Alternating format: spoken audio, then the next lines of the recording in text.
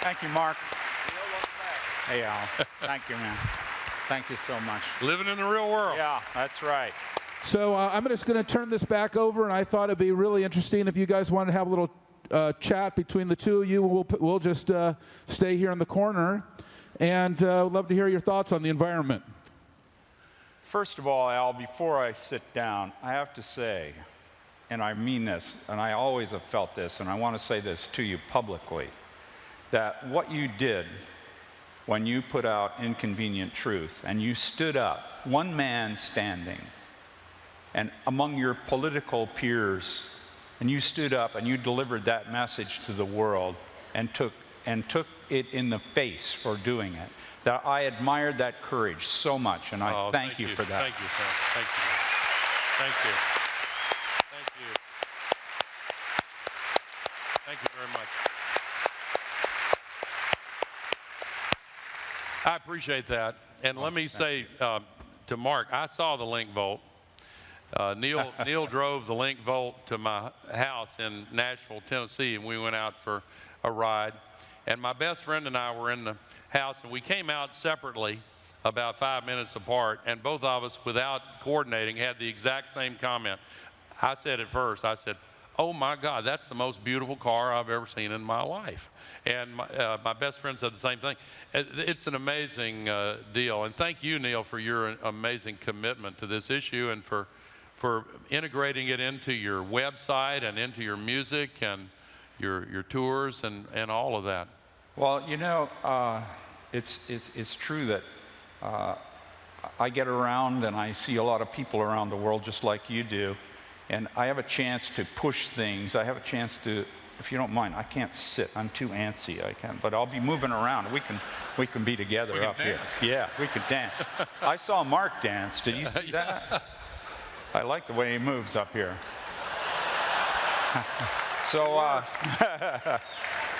So really, what we're doing and what we're trying to do is such a huge thing. And when we share it with the world, and we share just little comments, little things that we can do to enlighten people. And sometimes, with me, sometimes my numbers are a little bit off, but the whole thing is, the whole momentum of everything is what counts, not 1% or 2% compared to Google or whatever, or some other place you would find facts. But when I was in Europe this summer, I gave all of the people who came to the shows got free T-shirts with Earth written on them. And I told them, I said, you know, back where I come from in the USA, 75% of the pesticides used in the USA are for cotton. And these shirts are organic cotton. They don't use any pesticides, so there's no runoff into the rivers. There's no danger to the plants and to the animals. And you can wear these and they feel great. And so I'm giving these to you, and all you have to do when you put it on is just remember to give something back to the earth. Do something for the earth. And so in my field, I can do all kinds of things like that, where I can make contact with people. Because I studied what you say, and I know that if I started going down that road with them, that they would get antsy and distracted, because all of the facts tend to make people glaze over. But if I could put a beat to it, and then crunch it at them really loud, they get immersed in it, and they start singing it over and over again when they go home, and they get the facts through that, one way or another, some little message.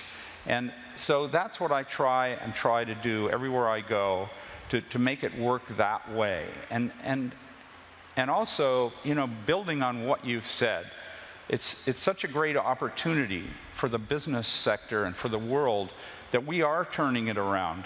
And the politicians, like you said, the politicians, we need to make them accountable and make them respond to what we're saying, to the reality.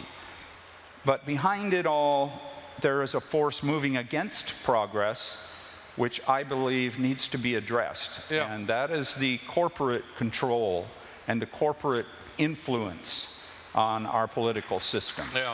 And that that is something I know you've spoken about to me, and we've spoken about a little bit, but I see it as being a huge thing where we have some young man or young lady that we believe in, that we elect to go to the Senate or to go to the House of Representatives or even to the presidency, and we see how they are influenced and changed, and the power becomes such that they need the support of the corporations. They have to make these deals to stay in power. Yeah, we've talked about this before, Neil, and let me make just a couple of points about exactly that. This country's, you know, it sounds falsely prideful to say the greatest country in the world, but it is. And yet, all of us who are Americans, I think, are feeling a little heavy-hearted right now because of the influence of money in politics. And we became the greatest country by making better decisions than any other country for a long time because we used the wisdom of crowds. The Constitution allowed us to collect the wisdom of the people and sort through it in the democratic processes and so forth. So when our country was founded, it was the age of the printing press, and individuals were kind of on an even basis. They could get into the conversation in print real easy. And if they had something to say that people agreed with, others would jump in and say, yeah, I agree with that. But starting in the latter part of the 20th century, the last third of the 20th century, television just pushed newspapers down. And a lot of newspapers going broke. Another one closed shop in San Francisco this week. And they're still around, but television's been dominant. And they've got gatekeepers. Individuals can't get into the conversation on television very easy. No. You've got to have millions of dollars to buy ads. And the corporations will have ads. And some of them are fine. But politicians learn that the only way they can get enough money to put their ads on at campaign time is to get it from special interests or very wealthy people. So the average congressman now spends an average of 5 hours per day begging for money on the telephone and at cocktail parties, and they don't have time to do what they're supposed to be doing under the Constitution. But here's where the hope is. Here's where the hope is. And Salesforce is a part of this whole big change. And that is the internet is going to be even more powerful than television. And the internet is, this year for the first time, ad dollars onto the internet crossed over ad dollars on television. And already you see individual bloggers and individuals on social media really beginning to make a difference. And individuals on the internet, same as with the printing press, it's easy to join the conversation and to use facts and knowledge to hold people to account. So I'm optimistic about this, but we need to speed this up, and climate is the way to do it. And one other point, where the economy is concerned, which you mentioned. Everybody knows that the way we got out of the Great Depression was mobilizing for World War II. Well, now the world is still struggling to escape from the Great Recession. Wouldn't it be nice if we had a huge project where we needed to mobilize people around the world to do jobs that couldn't be automated or outsourced to other countries, like retrofitting buildings and installing solar panels and so forth? Well, we've got a major project like that. And we need to do this to save the future of human civilization. But in the doing, we'll put people to work, get more money into the hands of families that need spending money, and get the economy growing again. Yes, that's great. I hope we can do that, and I hope that we can address what's going on with the corporations that are paying for all of these things, that make it so that it is difficult to get around what they're doing. And we have laws that make it legal for them to do this. So it's Citizens United law, even though we overturned it with majority of votes, majority of Americans did not want Citizens United, it's still there. And that was wrong. I think, democracy. Well, in my experience, when the majority of Americans vote a certain way, it doesn't always guarantee that. I understand. I understand that. You were first in that too. Let me share a hopeful story about people fighting back against improper activities in the political system by corporations. There's this woman in Atlanta, Georgia, who was one of the founders of one of the biggest tea parties in the country. And she heads the Atlanta Tea Party. And she decided to put a solar panel on her roof because it was going to save her money. Okay, so Georgia Power, it has the monopoly in electricity sales in Georgia. And they're part of this group called the American Legislative Exchange Council. You know about this. The Koch brothers helped finance it. And so they've been getting nervous about these solar panels, and they've introduced legislation in state legislatures to put a tax on anybody who installs solar panels on their roof. And so they came, like they have done in the past, to the tea parties and said, hey, we need you to help us get this through. And this woman that headed the Atlanta Tea Party just put a solar panel on her roof. She said, what? You want me to pass a law that will put a tax on me for the solar panel? She said, I don't think so. So the Atlanta Tea Party partnered with the Sierra Club and formed a new organization in Georgia named, wait for it, the Green Tea Party. And here's the better part of the story. They defeated the legislation, and in 33 out of the 34 states where it's been introduced, most of them with a Republican majority in the state legislature, they've defeated it there too. Republicans, Democrats, doesn't matter. When people feel strongly enough that they want the power in their own hands, and if they want to have solar panels on their roof, they don't want some monopoly telling them they can't do it. We need to fight for the future of this country. That's great. We need to fight for the future of our world. I believe that. That's great. That's great, Al. It really is. That's a great story, and you know, and there's places to address this everywhere.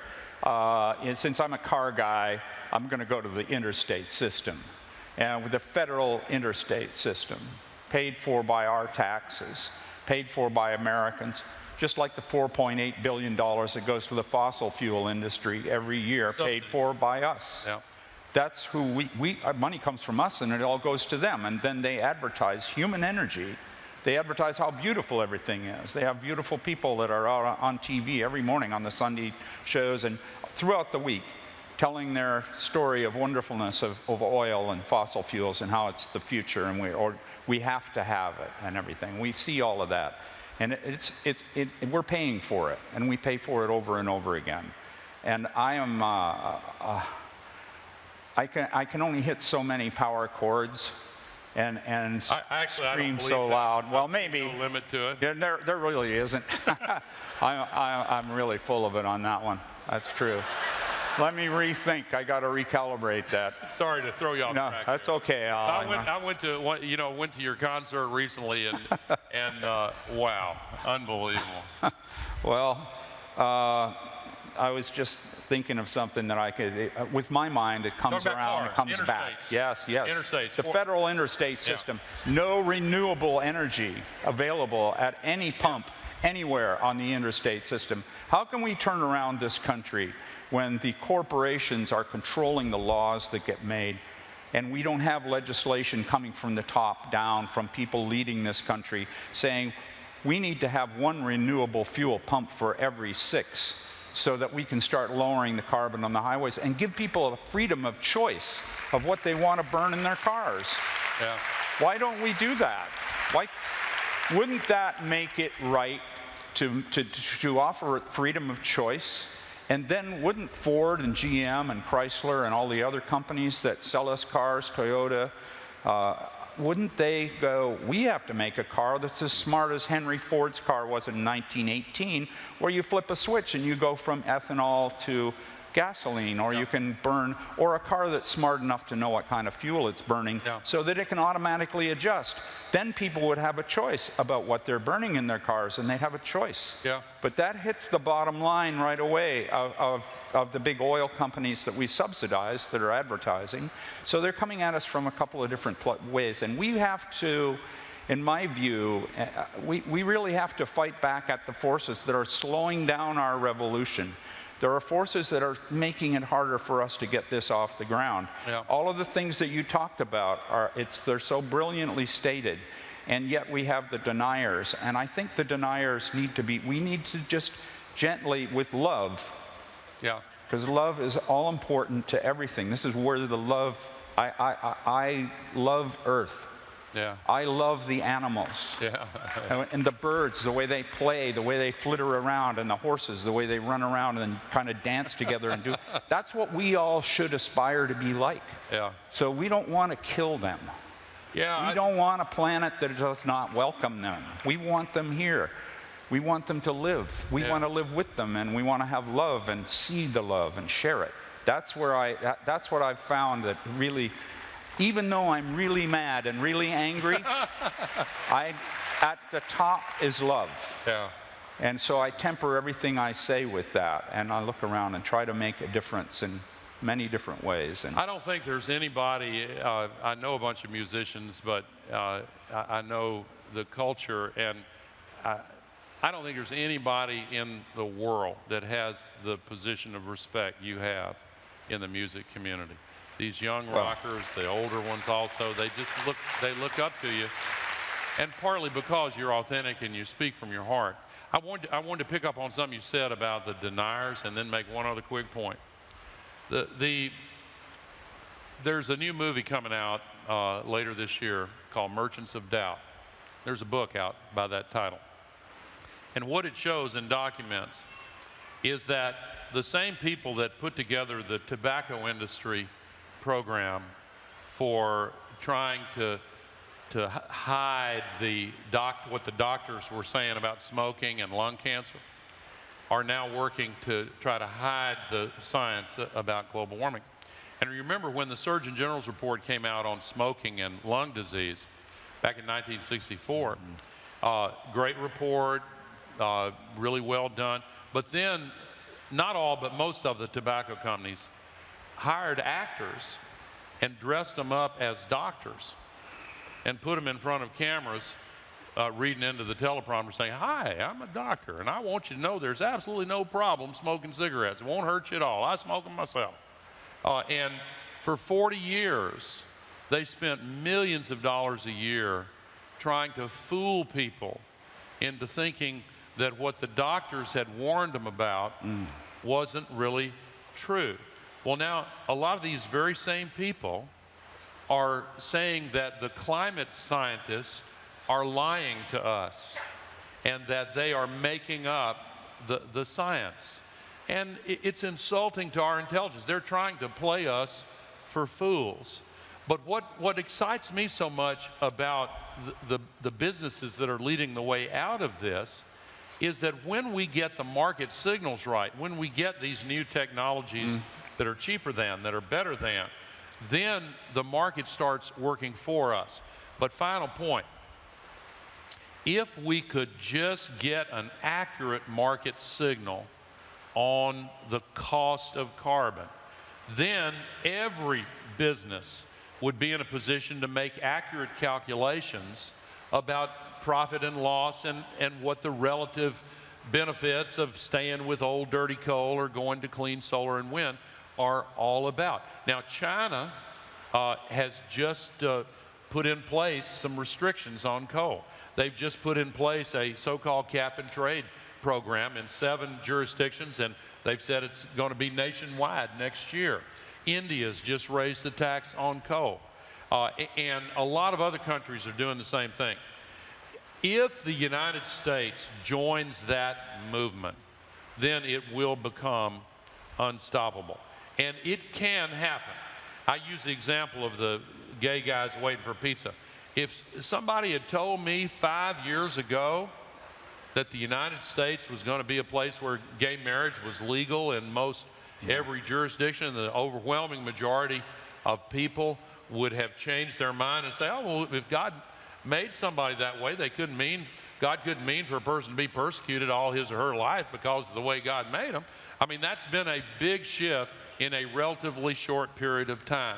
And when any question is ultimately resolved into a choice between what's right and what's wrong, the outcome is foreordained. There's some bad people in the world, but not all that many. The vast, the huge majority of people, given a choice between right and wrong, are going to make the right choice.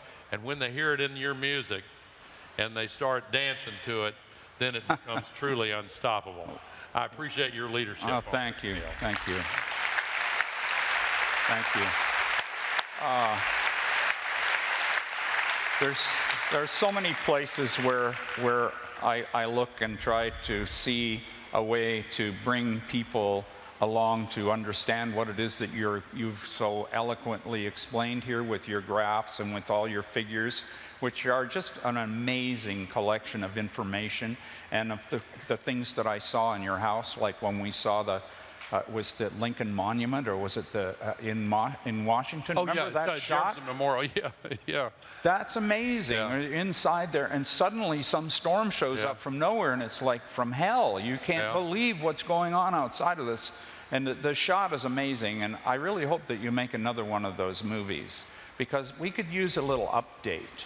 Oh, I think we could use an update on this. Okay. I'd like to see, look, listen to that.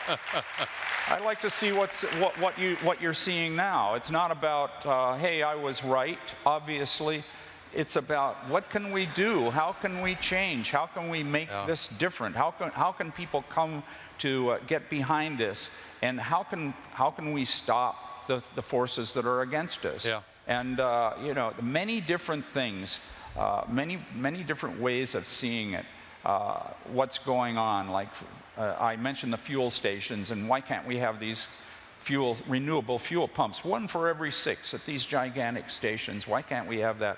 Why are there laws that say that you can't have biodiesel below the ground because it's dangerous if it leaks out of the tank?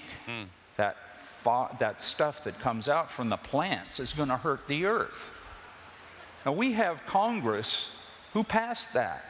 That's a law that got passed. Now, why, if you have any doubt of what's behind all these votes, that should be a great indicator. When we have petrodiesel and petrogasoline and everything underneath the pavement at a gas station, yet if someone wants to sell biodiesel, they have to store it above ground in tanks that everybody can see.